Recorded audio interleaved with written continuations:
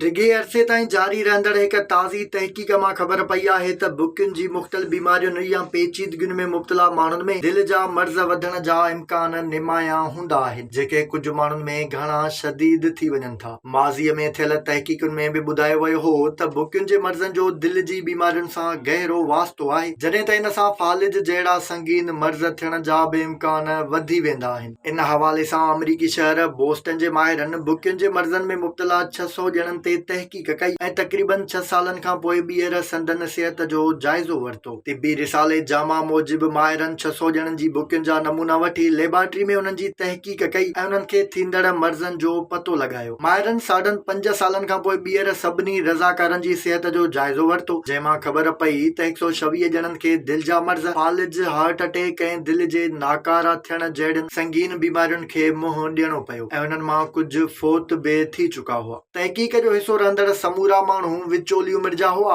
ऐं उन्हनि में हिकु बि शख़्स नाबालिग न हो। माहिरनि मूजिबि जिन माण्हुनि जी बुकियुनि जा नमूना वरिता विया हुआ उन्हनि में ख़ासि तौर ते बुकियुनि जे 2 बीमारियुनि जी सुञाणप थी हुई। ॼाणायल माण्हुनि मां घणनि में बुकियुनि में गंद गॾु थियण जी बीमारी थी, जॾहिं त ॿियनि में बुकियुनि में सोज सबबि रत जी गर्दिश में रंडक जहिड़ो मसइलो पैदा थियो। माहिरनि मूजिबि बुकियुनि में गंद गॾु थियण जा मुख़्तलिफ़ सबब थी सघनि था, पर आम तौर ते शुगर में मुब्तला माण्हुनि में ॼाणायल मसइलो आम हूंदो आहे, जॾहिं त बुकियुनि में सोज ऐं उते रत जो वहिकिरो न थियण जो मसइलो ब्लड प्रेशर सां सलहारियल हूंदो आहे, पर उन जा ॿिया सबब बि थी सघनि था। अहिड़ीअ रीति माहिरनि ॿुधायो त बुकियुनि जूं ॿियूं बीमारियूं या पेचीदगियूं बि दिलि जे मर्ज़नि ऐं फालिज जहिड़ियुनि संगीन बीमारियुनि जो सबब बणिजी सघनि थियूं, पर ॼाणायल ॿिन्ही बीमारियुनि में मुब्तला माण्हुनि में इम्कान वधीक हुजनि था।